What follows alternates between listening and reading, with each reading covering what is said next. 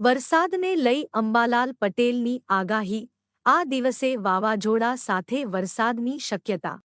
હવામાન નિષ્ણાંત અંબાલાલ પટેલે વરસાદને લઈને આગાહી કરી છે. 1 થી 14 મે વચ્ચે ગુજરાતભરમાં પ્રિમોન્સૂન એક્ટિવિટી શરૂ થશે. પ્રિમોન્સૂન એક્ટિવિટી દરમિયાન વાવાઝોડા અને વંટોળ સાથે વરસાદ વરસે તેવી આગાહી કરી છે. આ સમય દરમિયાન મધ્ય ગુજરાત અને ઉત્તર ગુજરાતમાં વરસાદી માહોલ જોવા મળી શકે છે. ચોમાસાને લઈને અંબાલાલ પટેલે અનુમાન કરતા જણાવ્યું છે કે કૃતિકા નક્ષત્રમાં જો વરસાદ થાય તો ચોમાસું સારું રહેશે.